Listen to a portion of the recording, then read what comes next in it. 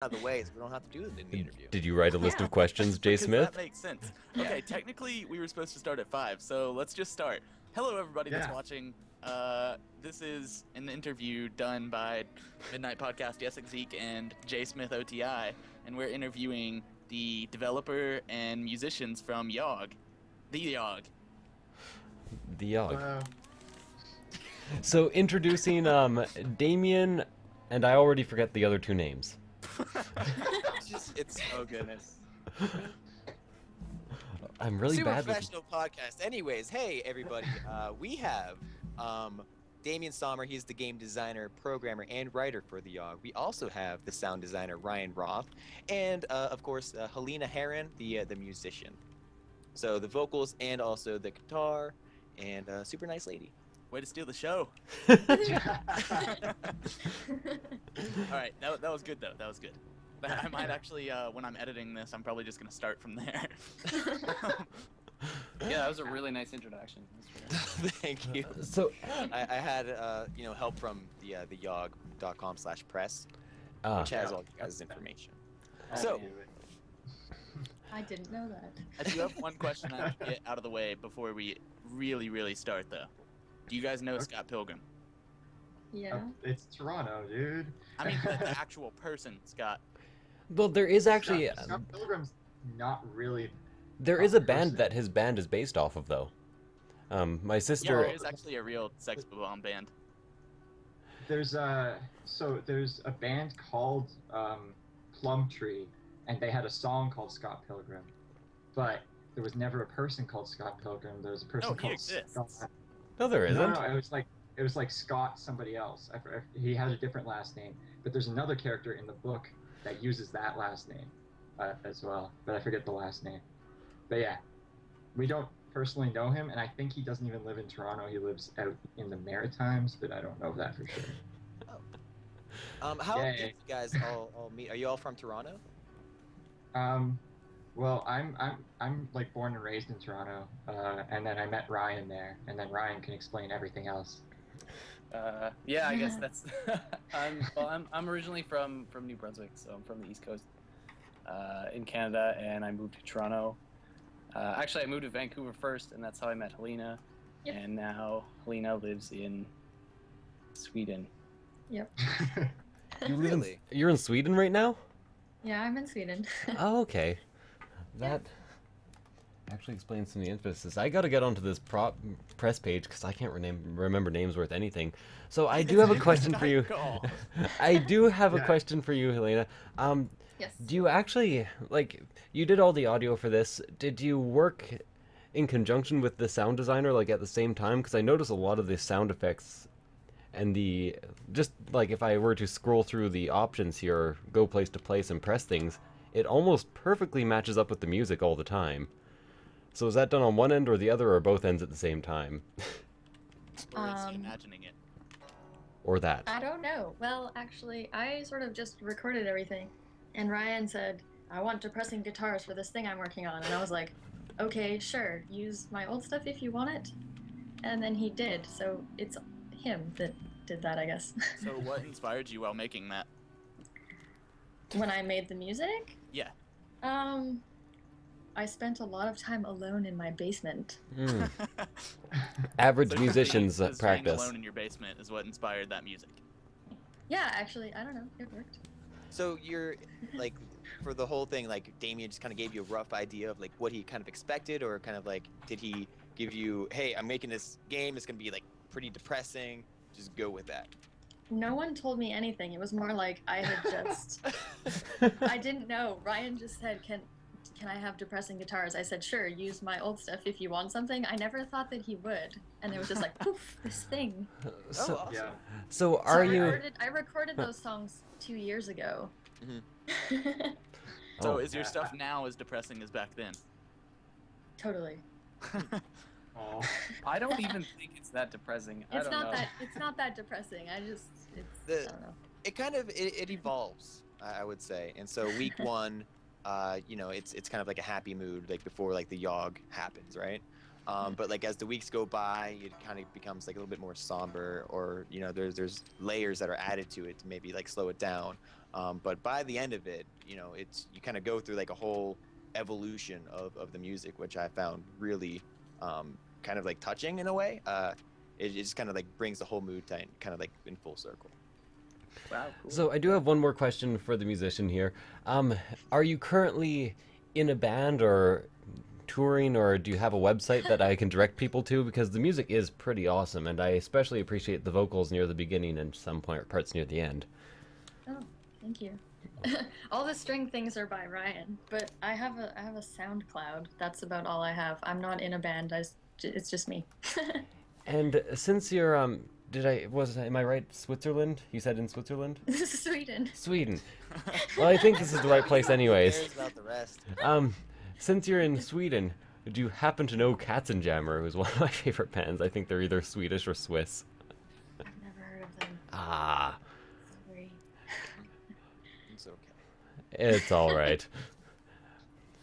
But I'm So- moving. I'm moving back to Canada in 2 weeks, so then it's. Oh, I'll be back. wow, that's really soon. And where are you moving to? Well, so everyone can stalk you in the chat. Where are you moving to in Canada? My hometown, Chilliwack. Ah, damn.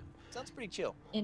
Yeah, it is. I was chill. hoping Calgary, because more people who aren't Hicks could move to the city. It would be great. What? I was hoping Calgary, because if more people who moved to the city who weren't complete Hicks, it would be great. Yeah. Well. Yeah. Yeah. Oh well. How You guys does have an how awesome does, mayor though, don't you? What was that? You have an awesome mayor though, don't you? We have a mayor that was elected mostly by young people. That's Does that cool. make him awesome though? Let's not get into politics. Yeah, never mind. I'm not sure. Personally, I think that makes him a tiny bit inept, to be honest with you. He's never been in office before, as far as I can tell. Okay. Just some Pol- random young politics guy. over. Yeah, is this is it, the politic cast. is it Yay. safe to say that Ryan did like a lot of the structure of the music? Halina did provide the back or like the original music, but then did Ryan kind of, what was his part to everything? All of it. All of it. Okay. All the rest. I just wanted to make sure. So yeah, I pretty much just like cut everything up and made it so it worked for the game. Like she wrote the music though, so Awesome. Yeah. Yeah, it's really great. What was it? Okay, so did you guys like hang out like at the, I don't know, a whole lot like while you make this, or was like most of the communication kind of like via the internet, like you sending files his way and him sending files your way, or like was there like face-to-face kind of communication there? Is this for me and Ryan or? Yeah. So I said to Ryan like a couple weeks before release, like, hey, can you do sound for my game? And he was like, sure. And then I went over to his place and most of it was done in one day. Oh, that's awesome. Yeah. wait, Right, was it? Ryan?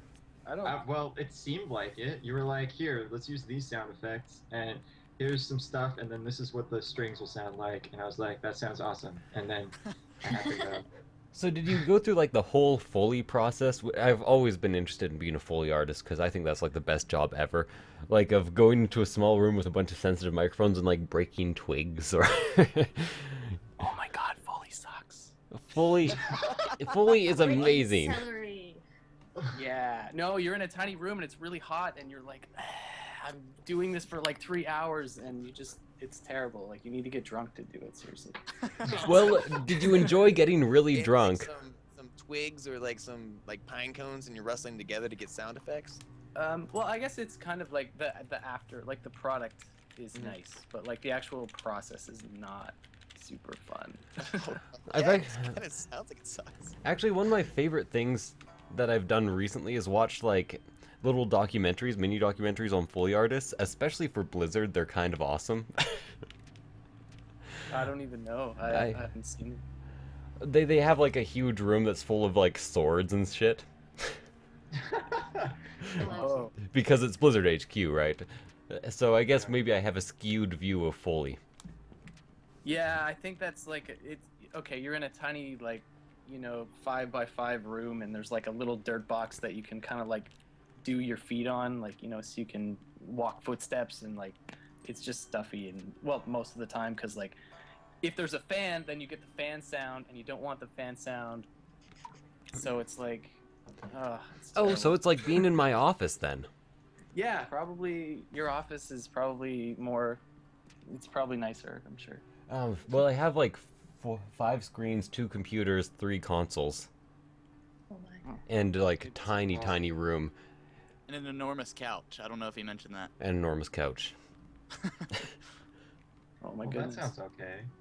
Sounds better No, than no, my no. You office. don't understand how enormous his couch is. Is it like a bed? I would tell a story It's like about a my king couch, size but we're bed. in the middle of an interview. Let's keep going. Questions, everyone. All right. So, how did the game start? I know it had to do with the whole that thing last year. Go ahead and explain that. Okay, so the game started.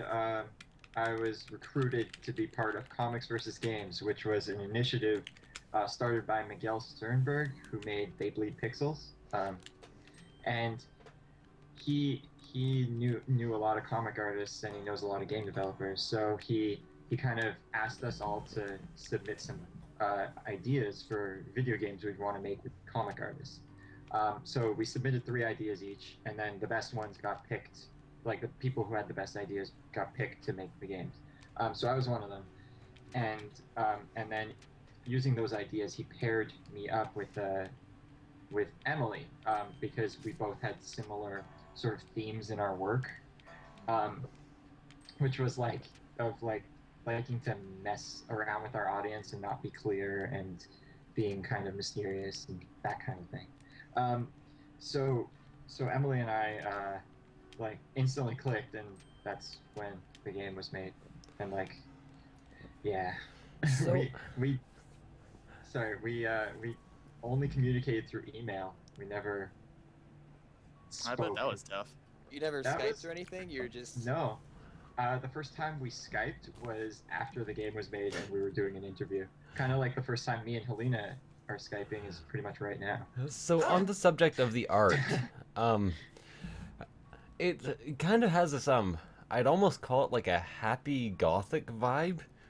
Is that what you guys were going for? It's kind of like it's like nothing I've ever seen before, because you can't equate it to your average gothic art of you know, the what's it called kind, the this is Halloween, which is This is Halloween. it's what most kids go for these days or most young adults go for in terms of art style if they're going gothic. So Yeah. where does the inspiration come from? Is it entirely your own, which is, you know, nothing's Well, entirely your own, but I can't fully speak for the art because I didn't really do it. But Emily likes to do sort of Victorian-esque dark fantasy art. And I mean, like, again, I can't really say, but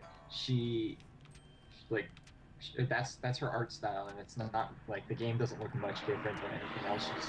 Whoa. what what's was going on? that? Sounded like a car. Damian's on Yeah. the bus right now. Oh, my window's open. Sorry. Oh, okay. Oh, okay. But yeah, her art style is very much just that. So if you look at her other comics, they look very similar. And I don't know how exactly she does it. I know she does something involving like actually hand drawing it and then scanning it onto a computer, so it makes it a little more earthy or something. I don't know. Okay. Is that her words?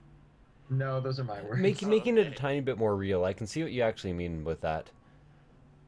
Like yeah, for sure. everything looks a tiny bit more solid than it would if it was all just digital art or done on Photoshop. Mhm. It's kind of like the difference and- between Star Wars old generations and Star Wars new. I like that. yeah, that's a good way to put it. And watch her like come out and say like, oh yeah, no, this is all digital, and me be entirely wrong. But I remember reading that somewhere, so I don't What know. if she just denies knowing you completely? So I have a quick gameplay question that I've been wondering about for quite a while. Oh, I just said yes to the fortune teller, damn. But anyways, That'll do do the something eventually. I swear. Okay. do the characters actually have their own intrinsic differences, or are they all pretty much blank slates?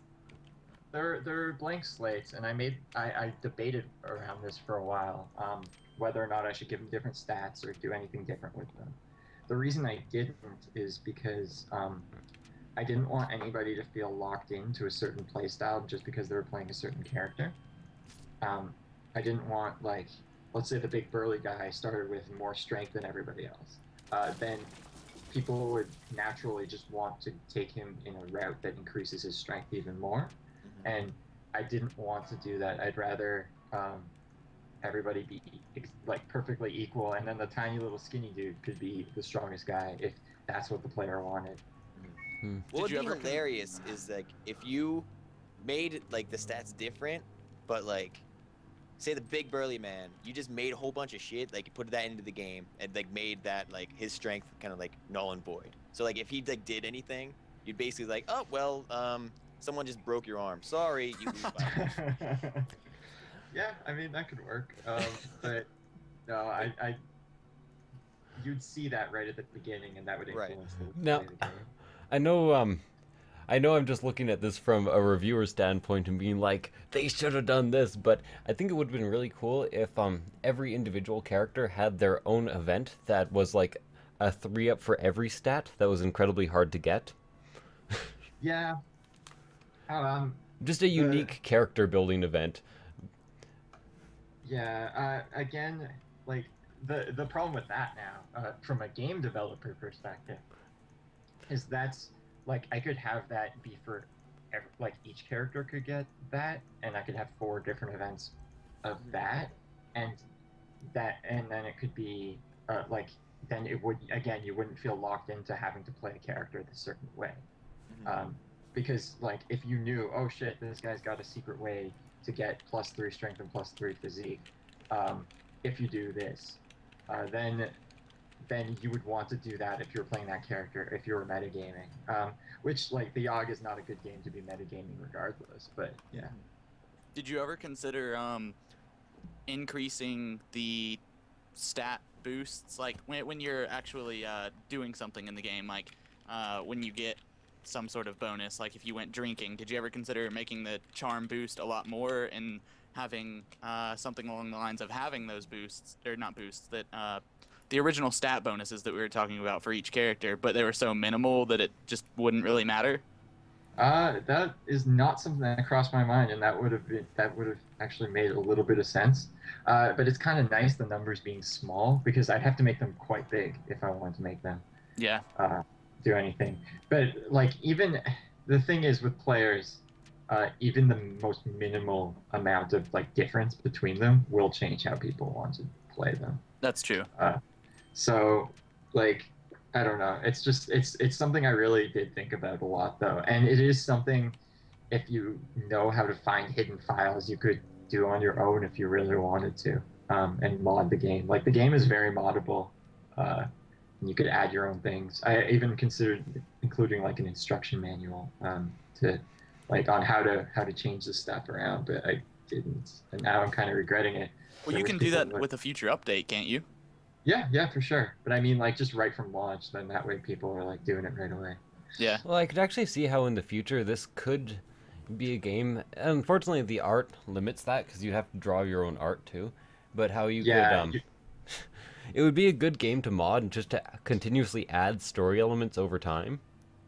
Yeah, well, that's what I'm doing right now. I've got a whole list of ideas for more story to add to the game that I want to get done by the end of the summer. And basically double the amount of content in the game. That would be awesome. Are you ever going to have some huge expansion that'll be like paid DLC, or No, is it usually always going to be free?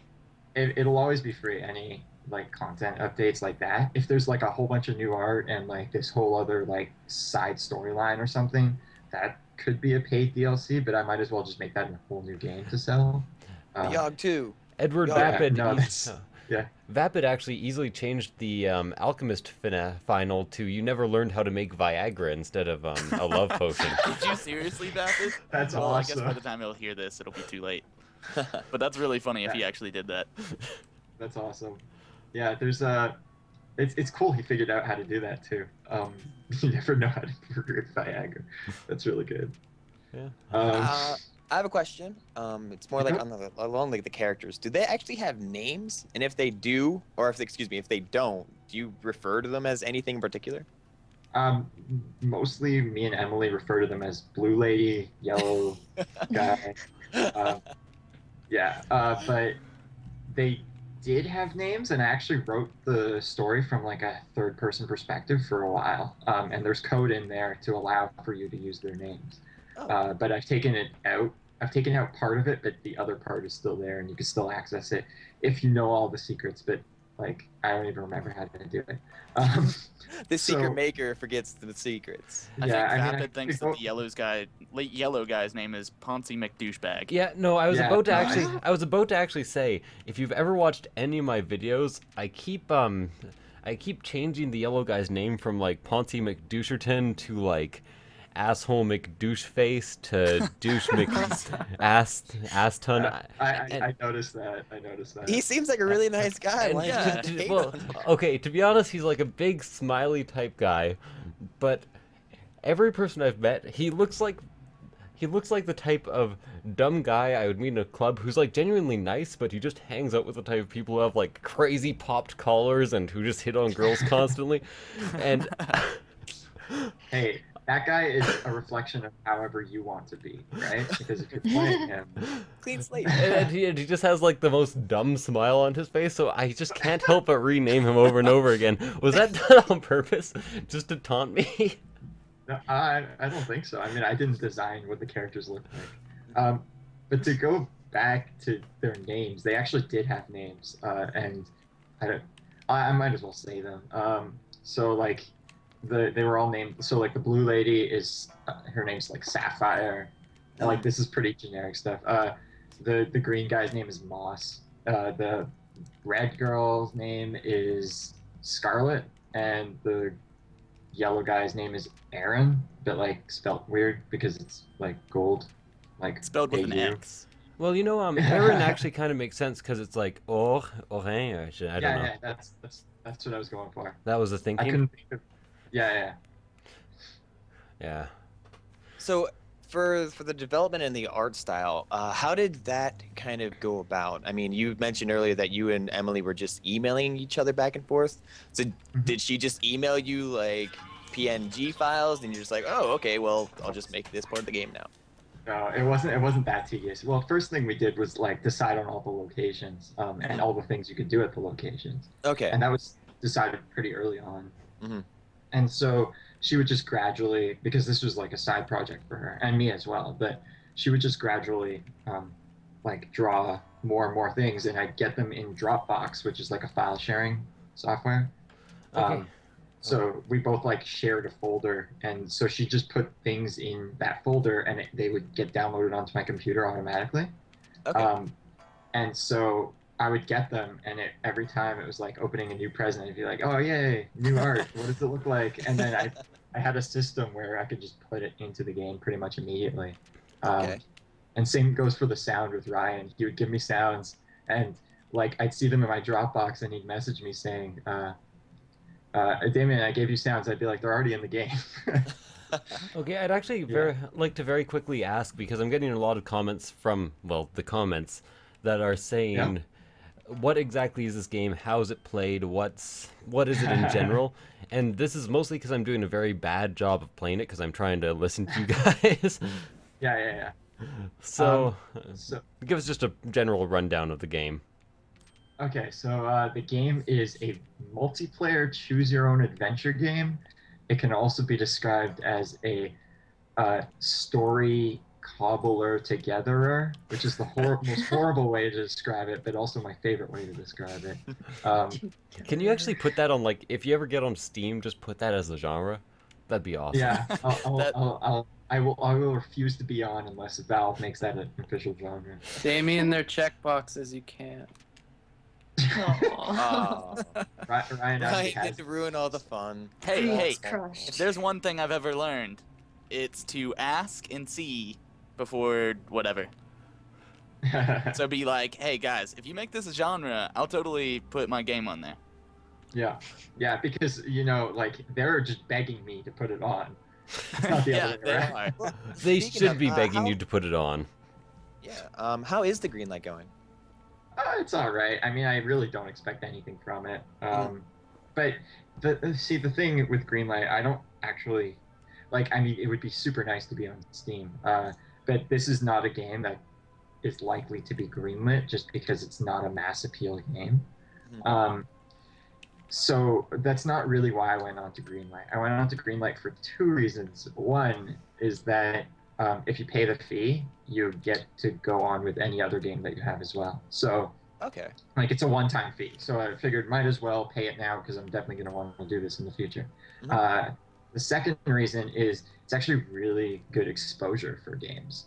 There's a lot of people just browsing around on Greenlight, seeing what's up. And Steam just kind of like sort of forces these games upon people, like, hey, vote on this, and people will be like, okay, and then we'll check All right, out the I games. suppose. Yeah, whatever. Well, So I've gotten, I think the Greenlight's got like 10,000 people who would have not seen the game before. That is awesome. And yeah, so I've definitely gotten at least 10 sales from it, and so that pays off the fee right there. Well, you know, it's kind of the social network marketing in general, because, you know, I'm myself a pretty small channel, but if I sell the game to 10 people, they might sell it to 2 more people a person. And you kind of have to think. Yeah, kind of have to think of the cascade effect. Yeah, so people, some of my friends were like, "Oh, you paid for Greenlight, what?" And I'm like, "No, it's worth it. Trust me." Like, I have to entirely agree with you. It's entirely worth it. And then you punched your friends in the face and chopped their arms off. I have another quick funny question, actually. So this whole punching fists with fists thing. I'm assuming That's my you just stuff to do in the game. I'm assuming you just really like the picture of like the Dragon Ball Z characters hitting fists and like a big explosion happening. That's exactly it. Yeah, I grew up on Dragon Ball Z, and I just thought it would be funny, and it's like the most badass thing to do is to punch somebody else's fist as it's coming towards you, and have it shatter. Well, you know what? Sparks will start flying from it. Someone's hair is eventually just gonna turn yellow, and who the hell knows what's gonna happen after that? For future reference, also a backhand to the top of a fist and shattering the bones just in the hand. That's also pretty cool.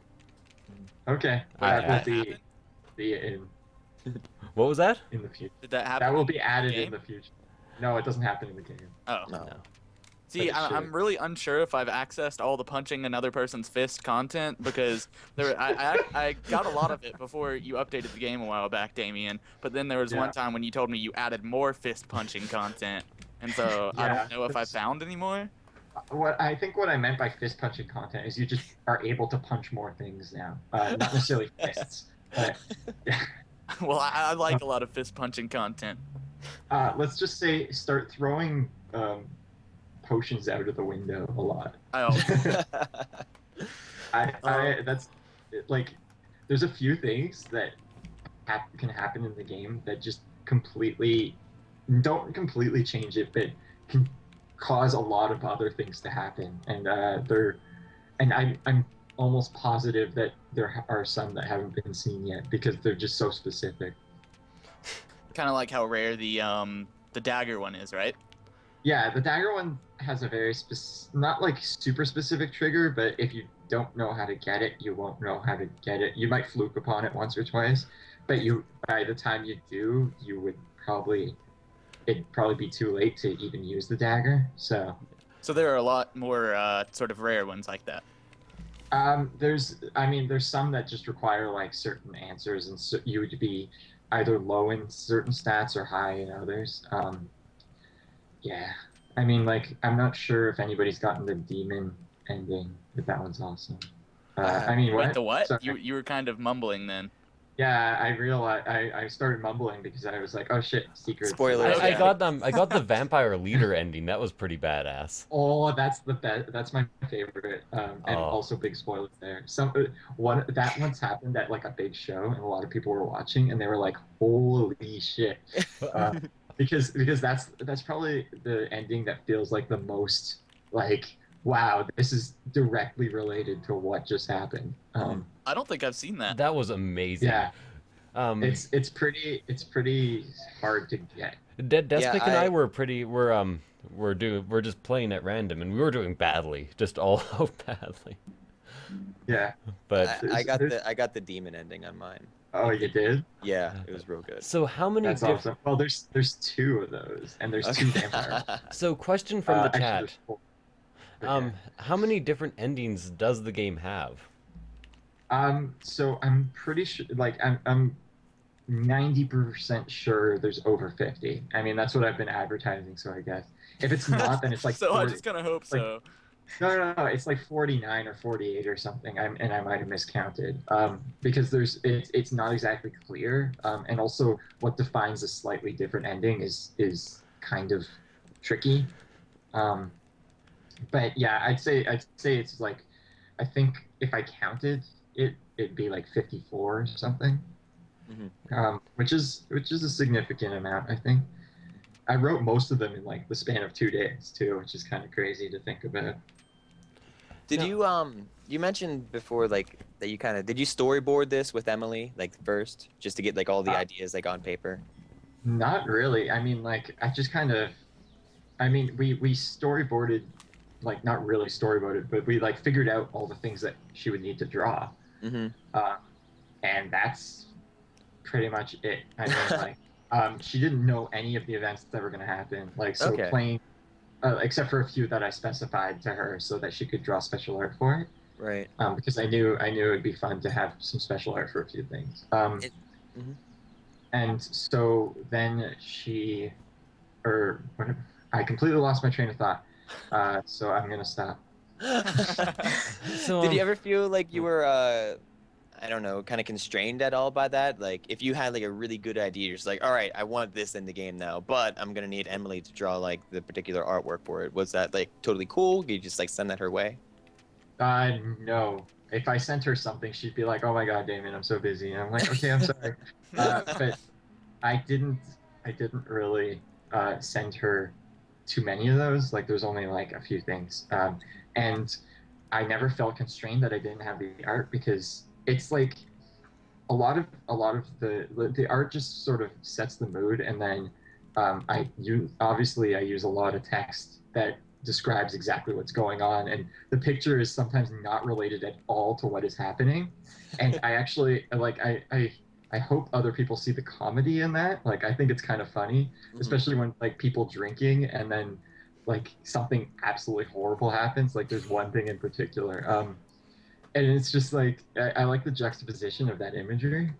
So I didn't mind it too much, and I tried to use it to my advantage, and it amuses me. So I just got the Tavern Monopoly ending. That's a new one. Cool. You never got that? Oh, I've gotten that one 2 or 3 times. Yeah.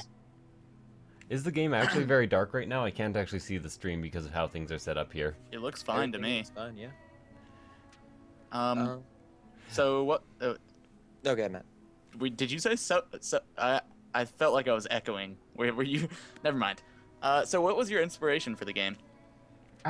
So the biggest inspiration was a game called Dungeons of Fate, which you should all play, everyone.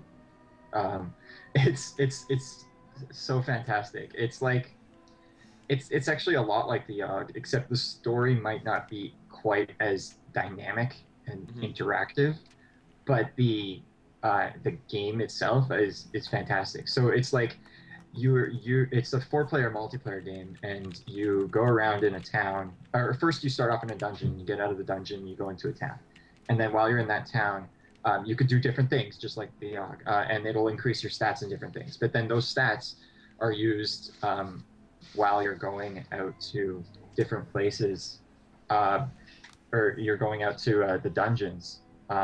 Sorry, somebody just came in and I got really distracted. But you could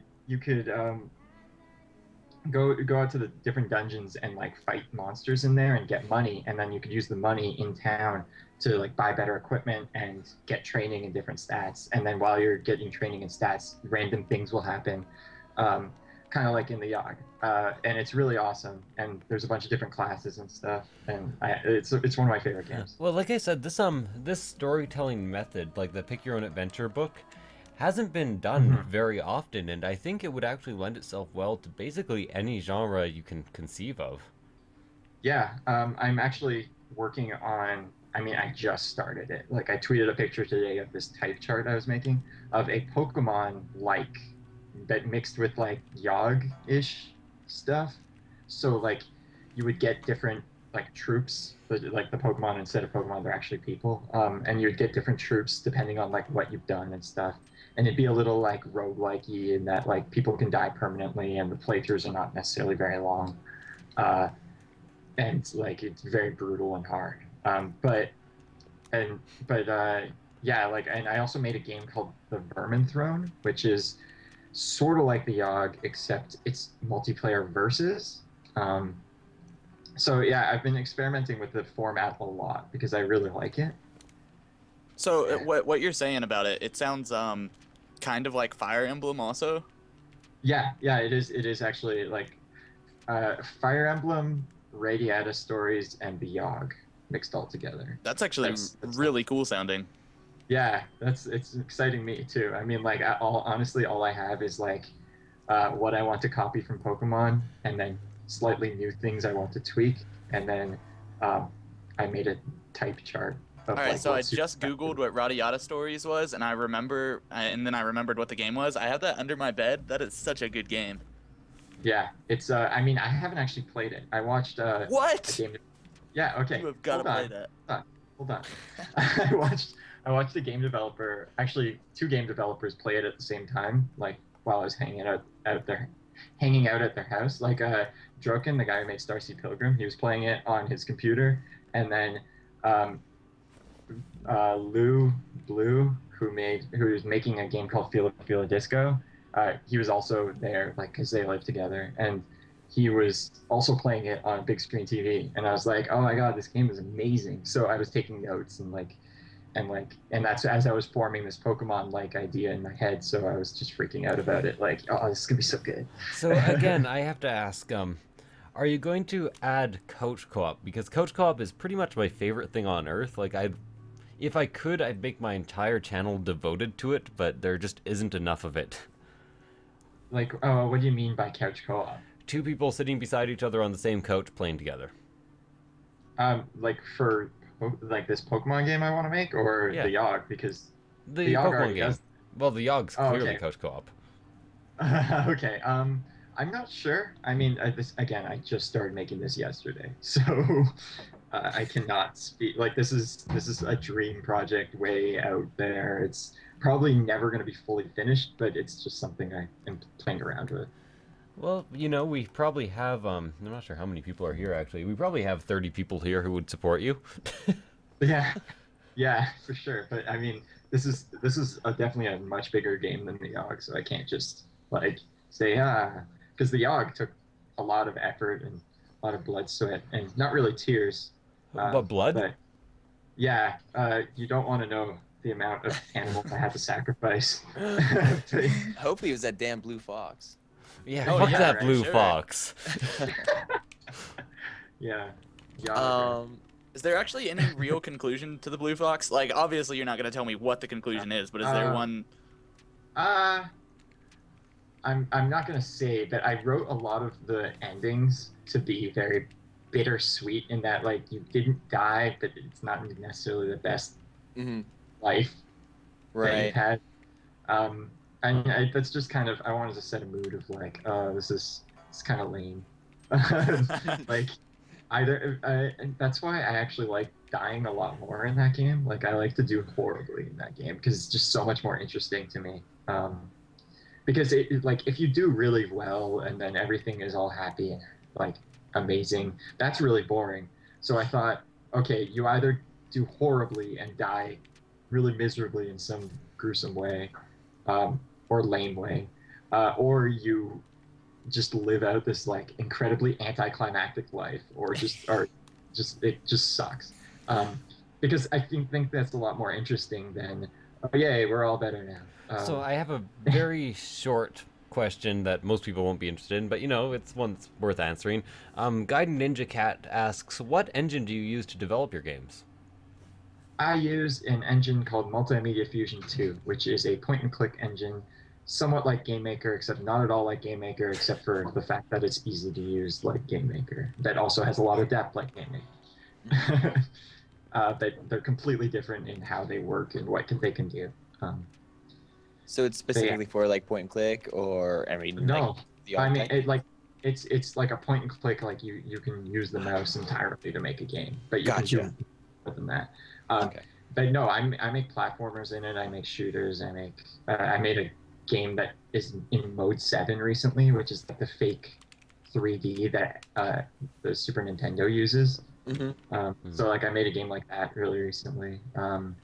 So like it can do a whole bunch of stuff. Like it's not at all limited to just point and click or whatever, or text based. Like it's actually really hard to do text based in Multimedia Fusion. I had to do a lot of little weird hacky things to get it to work. Yep. From start to end, how long did it take to you to develop the Yawhg? Okay, so if we talk about like full development time, we started in January of 2012. Now the thing is, I drew like somebody else asked me this recently, and I drew a graph of it. Like the actual amount of time we spent on the game is probably roughly around like 3 or 4 months. It was just spread out over that long period, and it wasn't even like I would work on it like for a couple hours a day or like even like once a week. It was like, oh, I feel like working on this now, I guess I'll do it. Or oh, this show is coming up, I guess I should like finish this part up. Or oh, a lot of people seem to want this game that have played it at these different shows. Maybe we should release it. And Emily's like, okay. And then I just kind of did everything, and she was like, okay.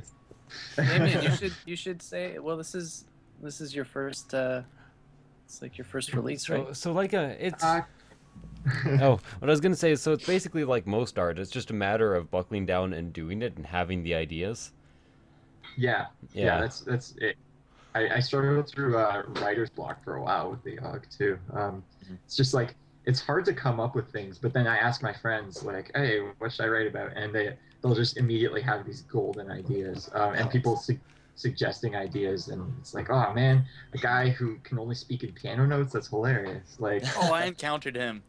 Yeah. So, it's just stuff like that, or like I asked about the palace once, and this is probably my favorite suggestion I've ever gotten. It's like I need events that can happen in the palace, and somebody's like, have the jester tell a joke and you not understand it. And I was like, that is so wonderfully mundane in comparison to all the shit that happens in this game. So I gladly added it in. Awesome. To bring Ryan and Halina back into this, is this your guys' first like introduction to like designing for video games, or like have you been in this kind of stage before? Halina, you still there? I'm still here. Okay, well, you go. I've never done this before. No. Well, you should actually I think you should get more into it. You'd be especially good for basically anything a tiny bit more somber than usual. Yeah, you did a really awesome job with the music in here 2 years ago, but I really did think that the music was spot on for this. Cool, thanks. So all you've really been doing was just putting stuff on your SoundCloud, though? Yes. Would you care to link to your SoundCloud in the Twitch chat, and possibly to me so I can post it on the video? In the where? The Twitch chat. This whole thing is being currently. I don't think she's in it. Yeah, I don't think she's linked to it. Yeah. Oh, I'll link it. Just post it to the Skype call then, and I'll put it everywhere. There we go. Ah. Okay. So Ryan, same question. This is definitely not my first project, but I don't want to really talk about my other I guess I worked on a game called Starseed Pilgrim with Alex Draken recently. And I mean, I've been working on games since I was living in Vancouver, where I met Halina. So yeah, I don't know, probably about 4 or 5 years. I've done lots of games, I guess. I don't know. You also make games, Ryan. Yeah, I make games too, I guess, in RM2K. I don't think that counts, but whatever. Yeah, no, he makes these amazingly like surreal and weird RPG Maker games, and they're hilarious. Awesome. Once he made one about me, and it was very flattering, even though it was making fun of me. Okay, yeah, we were at a jam. We were at a jam, and I was like, I made this other game called Robots, and I don't know, I wanted Damian to come see it, and so we set up this tent at the jam, and don't ask me why there's a tent. It's just awesome. It was awesome. Yeah. Oh, you mean like a real tent? Yeah, like a 14-man, like huge motherfucking tent, like. So anyway, I'm like, Damian, you gotta come play my game, and he's like, oh yeah, I'll come, and then he never did, and so I was like, screw that, I'm gonna make another game about Damian not coming to play my game. It's Did he die a in really the good end? game. No, I die in the end because I'm so sad that he didn't. Aww. Oh Yeah. no! It's like I was too late when I got there, and he'd already died. Wait, so he does get there? I do eventually, right? Doesn't that beat the purpose of the game? I don't know. Well, I don't know. I can't remember. I got there too late though, and so the thing is, okay, what makes this story even better is Ryan like sends somebody. I can't remember quite who came up to get me, and so he like, and I'm like, okay, like they said Ryan has something very important to tell you. And I'm like, oh my god, what could it be? And so I got taken downstairs, like, because I was on the 5th floor and he was all the way on the 1st. And like there's this, like, everybody's sort of standing in a line, like guiding me into the tent. Like on either side there was like people standing on the side, and then there was like 2 like electric candles next to this computer.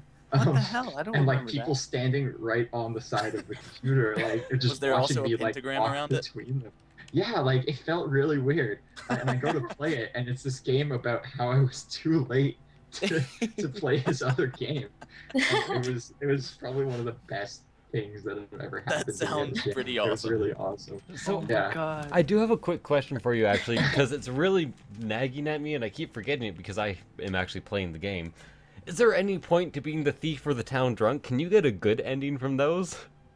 Okay, so I was actually planning on writing interesting things to happen in both of those cases. It has not yet been written, but it will be eventually. The reason those exist at the moment is because Emily was just kind of like, it would be funny if we just had 2 completely useless options that just sabotage everything. I was like, yeah, that's good. And so that's what we did. Although I'm gonna expand on them a little bit.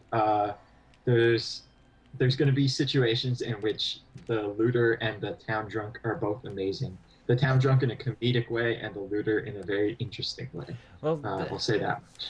what I was thinking is that it could definitely be used as a, like, as being uncooperative as it is.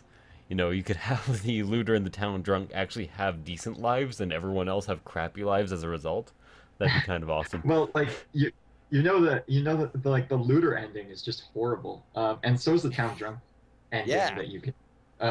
So I tried to like make the payoff just be like you end up with like by screwing people over, you end up in one of the worst positions. So that's what I was trying to do. One of my favorite I won't even call it a meme. Do you know how to go back in, like, I picked the wrong area. Is there a way to go back right now? Because I know if I press exit, I just exit the game. You press B or Shift on a keyboard. Ah, shift. There we go. Got it. Oh, okay. See, I was always wondering what it was on keyboard. I knew what it was on Yeah. the controller, but It's Shift. Yeah, I mean, like I have to choose something. There's no real like standard as to what the cancel button is in these things. Mhm. Except escape, but like escape's also used to like bring up option menus or quit the game and stuff. So yeah, there have been many times when I would like just open up a game and I'm trying to skip through all that beginning stuff by pressing escape, but then I just end up exiting the game. I would Sorry. probably personally go with backspace. Yeah, that works. That makes a lot more sense actually. I can just make it both. I mean, in a future update. Credit due to Yessik Ziiq. I'm just kidding.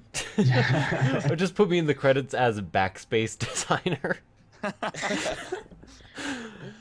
So, Damian, you mentioned a lot on Twitter that you're kind of constantly having to change hats from developer, marketing, and like customer service. How do you kind of manage all of that at the same time after you just like launched this? Oh, well, I took off the developer hat pretty much immediately. I was like, it was weird. So, leading up to the game, like I was just working nonstop on it. Didn't see my girlfriend for like 2 weeks. I just bought her like a huge amount of flowers, and we went out for dinner and stuff recently, as like a big sorry. But um, so like as a developer, I just worked on the game straight for a while. And then coming up to launch, it was kind of like, oh, okay, I guess I'll start sending it to some people that I know, and maybe I can help get the word out, or they can help get the word out, because and then it just kind of spiraled out of control from there. I had no idea I'd get nearly as much attention as I'm getting right now, and like the attention I'm getting is not huge. It's not like Kotaku or any of that, like huge, like GameSpot doing a 20-page feature on the game or whatever. But it's like a lot more than I expected to just get the game on like indiegames.com. Like little like, hey guys, this game released. Like it's on a lot of sites that I really respect, and a lot of YouTubers that I knew. Like I knew Josh before.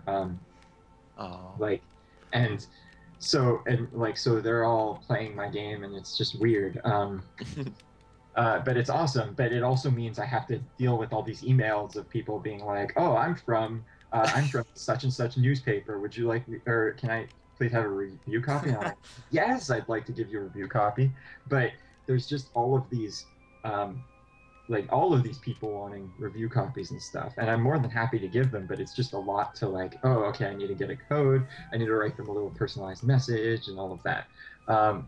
And then customer service was something I'd never really thought about before. And then I went upon like pretty much releasing the game, I was like, oh shit, I just realized it's not going to work on everybody's computer like smoothly.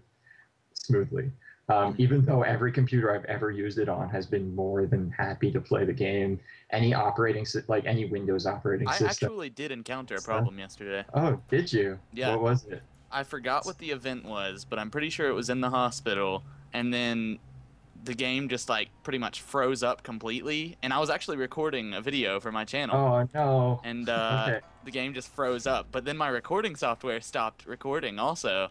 And, like I just let it sit there for like 5 minutes. I was just gonna cut the 5 minutes out, and so it eventually started back up, but like I said, I didn't find out that my recording software stopped until after I was done. So it was... Wait, so the game actually just froze and then started again? Well, it didn't like restart, but like it started working again, but it did just completely freeze. That's weird. I've never heard of that before. Okay, no problem. It probably had nothing to do with the hospital. It might have just been a memory leak or something. Yeah. But let's not talk all of that stuff here. I keep having to mute myself for the police here. The police are there. The police are always here. I live in the slums. Oh.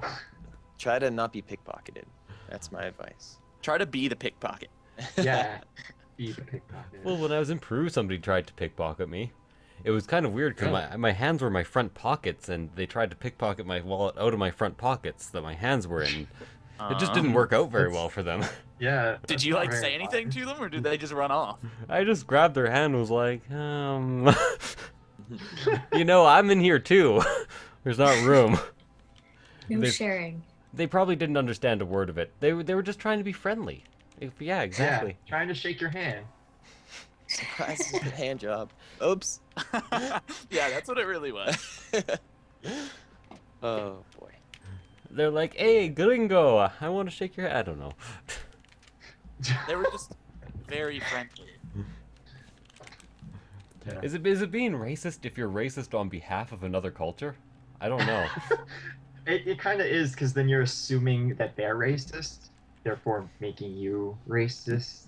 I guess. Right? And because racism is racism, racists are racist. Secondhand racism. Except the thing is, everyone is racist in Peru, just not in a horrible way. They don't mean any harm by it. but like that's perpetuating it, right? Like if you say everyone is, and then Generalization. yeah, yeah, we've been teaching Ryan all of these socially correct things. It's really fun. Yeah.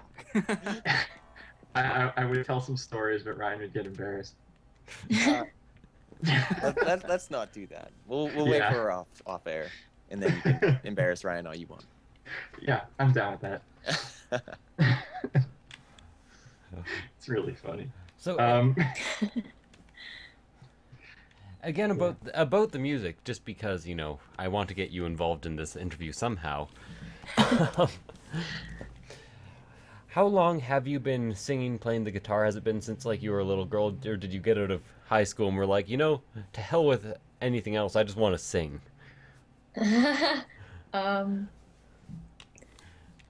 In my grade 6 class, we were supposed to play the recorder, and my teacher was like, I hate the recorder. Let's learn guitar. And Wow, that sounds like an awesome music teacher. But he was awesome, and so I started playing, and then I asked my mom, can I get a bass? Because I want to play bass. And she got me an electric guitar, and I was so disappointed. So do you play There's bass too now? many strings here, Mom. Yeah, I was like, what you is this? I learned guitar, and that was more fun. So. Okay, just a second. I'm going to turn myself down a bit here because I disagree. Recorder is awesome, and I actually have one in my hands right now. Oh, Oh no. You just boy. have a recorder sitting. Oh my god. That's actually the best recorder I've ever heard.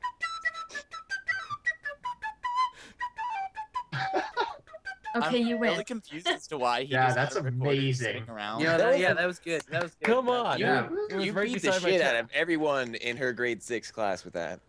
Apparently, I'm the only one to ever learn recorder in grade 4 because No, Yeah. I did it when I was in third grade. when you were Yeah, in third. nobody stuck with it though. No, it's like, it was mostly like to all of our teachers being like, oh my god, why did we do this? It's a bad choice. Because it's an awesome instrument if you learn how to play it, just that no one could teach it worth shit. Yeah, but little kids and learning recorders, isn't that kind of like chaos, sort of? Yeah, Guys, I it's got a just story really a lot of for you. shrieking. Because they just want to shriek all the time. I hate that. So in my music class with my recorder teacher, everybody was like screaming, "It's not over till the fat lady sings," and then she like told everybody to shut up. And there was this one kid sitting right next to me that also said it, and then I seriously whispered it right after him. And so she like turned around. I forgot to mention that she wasn't facing us. And then she saw me talking to the kid, so she thought it was me, and I got my card pulled. Your card What is pulled? I this? don't know You that. got your dramatic. card What does pulled? Yeah. that mean? That's like you have these cards. There's like a green card, an orange card, and a red card, and all this stuff. And if you get your green card pulled, then you can't get a prize at the end of the week. What kind of school did you go to? Yeah, private whoa. school. Soccer thing? I think that's soccer. Some sort of soccer. That's like sports. Yeah. No, in sports you get given cards. Well, see that Oh. that wasn't even the end of the story. Like 3 weeks later, the kid finally owns up to the lady, and she was just like, "It's okay," and I still never got my prize. Aww. You know, This has really traumatized you. You still remember it pretty vividly. Yeah. I remember it very clearly. Never forget. never I'll never forgive, forget when never my green forget. card was pulled. Are you the goddamn Fremen now? I don't Yes. know. One person got that joke. Yeah, okay. Yeah, I think the recorder is a highly underrated instrument, and it's probably because most people were forced to try to learn it when they were in grade 3 or 6. I'm glad I was not. I have one, but I never played it. I have just always wanted to learn drums, and then I started with recorder, and then I eventually learned drums. I have 4 separate recorders. I have a piccolo recorder, a regular recorder, an alto recorder, and I think another regular You recorder. I'm are not sure why. hardcore. I used Audacity for my recorder. That's as far as I go. I think I hated it because I just thought it wanted to be the flute. It's the original flute. You know, in French, the flute, the sideways flute is called the flute verticale, and just the recorder is called the flute. In flute. Yeah, but see, then the flute was made, so then the recorder has no need to exist. It's like, what's one of those robot movies where like a robot is like really cool, but then a new robot gets made, but then there are these reasons that the old robot should be around. Isn't that like iRobot or something? I don't know. AI, I Like think, in the maybe? movie iRobot. Probably like 30 movies like that, at least. Well, So yeah. this is a really interesting developer Wall-E. interview. Yeah, this is a great interview.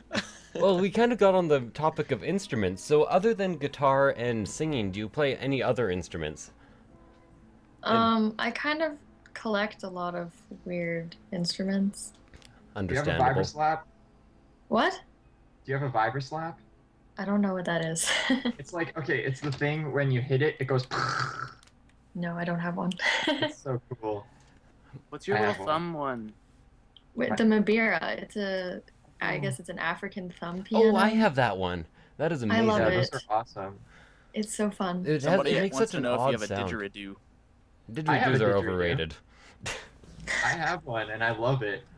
Well- You hate the didgeridoo, I hate the recorder. Well, There you know go. what? The only reason I don't like the didgeridoo is because if you ever go to like a Friday night jam or a jam session, there's always one person who brings a didgeridoo and who insists on playing along with every song. No, this is completely on topic, J. Smith.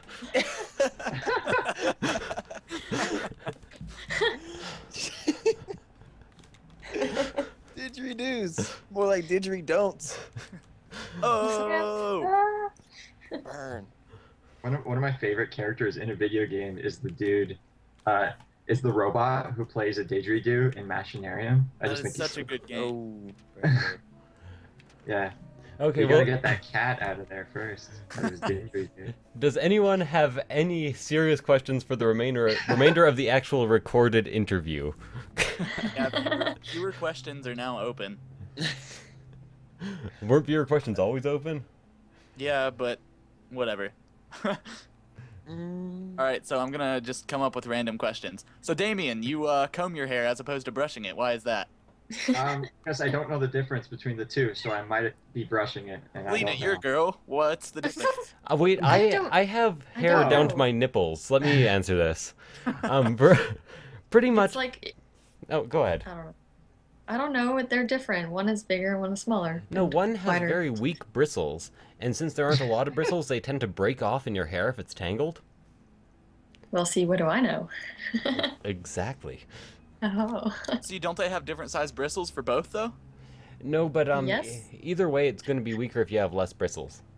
And the bristles on brushes are more rubbery, so they have more bend to them. Hmm. Unless you Sounds actually have like a I should be proper brush, brushing. which is made of what type of hair, Jessica? A proper brush is made of a certain type of hair. What type of hair? A proper what? A proper This is the brush, best hairbrush. interview. Oh, boar bristle. Boar bristle. It's more made of boar bristle, so the hair of a boar. And if you Okay, have So a you proper brush your hair hairbrush with like other hair? that. Yeah. Well, other What if you bristles. just like rubbed your head on a board? Would that be like the same thing? You'd have Like, to spike nuzz- up the you have to, boar's like, hair you- first. You nuzzle up like right next to him. Just... Well, the thing is, the boar bristle actually picks up oils from your hair and spreads them quite nicely. Isn't that what people also wash their cars with? Boar bristle brushes? Turtle wax. I think so, actually. I don't know. Okay, I don't there know was why I actually know a that. question. Okay, next question. What was the inspiration for the different looks of the characters in the game? I cannot say that for sure because I didn't draw them or design them at all. But I would assume that they were created mostly so that they have very different silhouettes. And because, like, if you look at them, even at a glance, there are very different shapes. Like the red lady is like very circular and has a lot of round features, while the blue lady has a lot of like triangular, and she's got that like pokey outy habit thing on her head. And then the green guy is just really big, and the yellow guy is really small. So like all together, like it's just they look very different. So that they've each got their own like sort of personality. I can't speak as to what like Emily was thinking as to like the specific choices for each, but I'm sure she has them. But she's not here, unfortunately. So another question I have that you will actually be able to answer is I think you've mentioned several times Emily also runs like a webcomic, or probably at least has a DeviantArt account. Would you like to tell us where that is or what the webcomic is and where it can be located? So she makes a lot of short form web comics, so it's not like a long running one, but she has a lot of little ones that are individual things. And you can find them at Carol. That's Carol with 2 R's and 2 L's .com, and they are fantastic. I think she's most well known for My permission got denied. Sorry? I got a 403. Never mind. Oh, okay.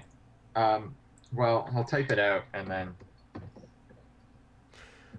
Yeah, so Yeah, there we go. Nia Clodra is continuously asking if you've added the Drunken Legend engine yet. Okay, no, I haven't, and I totally half wrote it and then didn't have time to include it, so it'll be updated to include that. And that's a spoiler, by the way. That was kind of the. Remember when I was saying like, oh, the drunken guy is gonna actually get to do something? Well, that's to be honest, kind of the idea. To be honest, it still doesn't spoil anything that they know what it's called. So. Yeah, I guess so. Just pretend nobody saw it or heard it. Yeah. Same thing. Yeah, but so Emily has a comic called His Face All Red, and that's sort of how she got well known, and she won an award for it and everything.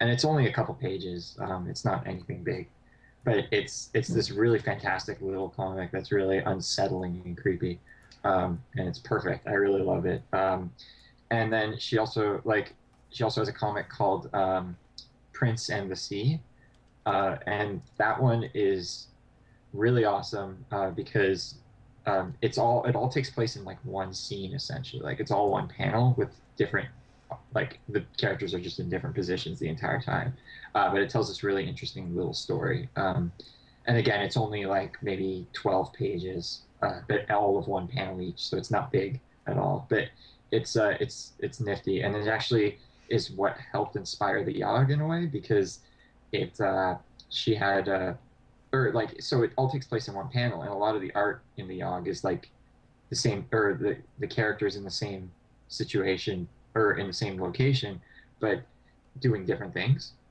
or like at least in different positions.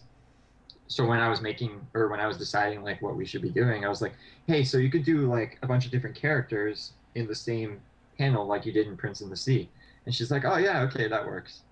So like just little things like that are all helped contribute to the game. So the last question that I have written down here that hasn't been gone over yet, but we haven't gone over yet, is I know it would be best if Emily was here, but it's her background. Does she have a university education? Is her art as a hobby? Is it what she's doing for a living now, or all that jazz? So I'm not entirely sure how she makes her living. I know she does a lot of work though, so she must be doing something. Like you can see just how little we actually talk, which is kind of hilarious how we managed to develop an entire game together. But she went to Seneca College for animation. So like if you're in the States, college and university are essentially the same thing, but in Canada, college and university are very different beasts, in that college would more likely be referred to as community college in the States, just to help out with the listeners in. And so, but like Seneca's got an amazing animation program. I know a lot of people who've graduated from there, and they're all fantastic artists. And so Emily's just one of them. And yeah, I mean that's it. I mean, I'm sure she was amazing. Actually, I've seen some of her drawings from when she was a kid, and they're also like really incredible. But like yeah, she's college educated artist. Yep. So I have another question for you in terms of story and inspiration. You told me that a lot of it was inspired by a single panel comic of Emily's. Was anything inspired by any literature of any sort? Like we have one person in the chat saying that there's a lot of medieval themes and inspiration from like Grimm-esque fairy tales. And that's a. Oh, sorry. Yeah, keep going. And so, did you take any literary inspiration from anything? Yeah, actually, relating it to Grimm-esque fairy tales is very good eye on that person. So I play like a pen and paper RPG a lot, like where you sit around the table, like Dungeons and Dragons, except it's called Changeling the Lost, and it's this really fucked up RPG in which, so I'm going to describe some things and you'll see exactly where the inspiration came from. So basically, the basis around this game is you are a like a normal human, and then you get taken through the hedge. So you guys already know what's going on here. And horrible things happen to you while you're in the hedge, or actually you go past it. Like the hedge is like an in-between realm between that and Arcadia, and so like these horrible things happen, and you kind of get imbued with magic and all of this other horrible stuff, while all these horrible things are happening to you because the realm. Anyway, so but you play as characters who have escaped back into the real world. So I took a lot of imagery from that, and if you've played the game, you know exactly the one thing I pretty much ripped directly off of it. And so, like, yeah, that's pretty much it. I mean, a lot of it's just from stuff that I just conjure out of my imagination. There's a lot of little things that happen with rats, and that's from well, I kind of have a little obsession with intelligent rats, and so my friend gave me a book. Actually, the friend who runs the Changeling game that I'm in, he gave me a book called "The Amazing Maurice and His Educated Rodents," which is a Discworld novel. I by Terry love Pratchett. Discworld. Yeah, and so that one's about a bunch of really intelligent rats that do things. So that's where that comes from. I mean, I'm sure I could think of others, but not So- off the top of my head. Now that you've mentioned all of that, I'm a big fan of Terry Pratchett. I've read / listened to every Discworld novel. But now that you've said a bunch of like Through the Hedge, Through the Fairy, whole type of reference, have you ever read any Neil Gaiman? No, I have 2 books of his that are on my like bookshelf. Actually, one's on my bed. Like, read this fucking book already. Because American Gods and Very good book. Nevermore. Both of them have just been staring at me forever. Neverwhere is correct actually it, my favorite Neverwhere. of the two, but Neverwhere? That's what. Sorry. Yeah. But American Gods is the more famous of the two, but I do find Neverwhere to be better. The reason I bring Neil Gaiman up is he's quite the same about a regular person being dragged into a world that's like not... He didn't choose to be put in here, but then eventually adjusting to life and getting used to the powers that he's achieved, which kind of reminds me of this game, so... Yeah. Actually, in the Changeling rulebook, it's like, if you want inspiration for how this game should like feel, read Neverwhere.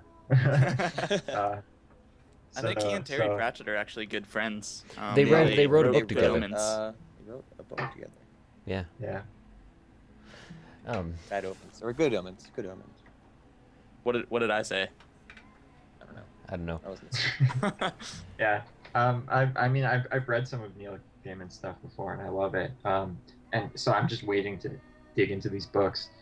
And I even carried I carried Neverwhere around in my backpack for like a few months. Like, okay, Damian, read this book. I mean, it's right in your backpack. You're traveling all the time. But I was always doing other things, and it's stupid. Again, It's kind of like how I treated Chuck Palahniuk's Survivor. Again, for everyone who wants to read things but has a hard time actually getting the time to read, seriously, guys, audiobooks. Yeah, I've considered that, but I don't know. I just can't get into audiobooks. Not to mention I like Neil to listen Gaiman to reads music. all his own audiobooks. Oh, And really? having something read to you by the author gives it like a whole other feel, because you know exactly how everyone's reacting and how they're supposed to be reacting. Mm-hmm. Okay, do you listen to audiobooks like while doing other stuff? Generally I listen to them while going to bed. Oh, okay. All right. I don't know. It's just a lot of people are like, oh, listen to audiobooks, or, as a sound guy, it's like you can't listen to stuff while you're working. No, absolutely not. I read Yeah. the audiobook, so I'm reading the book. No, I really don't do that. Double up on the audio. We had to do that in school once. It was bizarre. Oh, Yeah. I feel like I'd just like freak out. Like, there's too many voices in my head going on right now. I just wouldn't even pay attention to like anything around me. Actually, I'm not even gonna lie. That's sort of impossible. Like while I'm reading, if there's like any sound whatsoever, I just get like frustrated and quit reading. Yeah, anyways, I think this should probably call it for the actual interview segment of the podcast. Yeah, I think so too. Probably been well over an hour. All right. Yeah. So thank you everybody for watching. We had Damian. Hello. We had Goodbye. Ryan. Hello. We had Halina. I think we should be saying bye. Yeah, probably Yeah, bye. I realized I'm that. glad Halina caught on to that. Good job. Damian, damn it. Sorry, I set up that precedent. Will we I'm just get an gonna apology link from you? Everything again. No, but seriously, thank you, Ryan, Damien, and Halina. That was an awesome time that we had. Appreciate your Yeah. time, and that was awesome. Really fun game. I appreciate it. Yeah.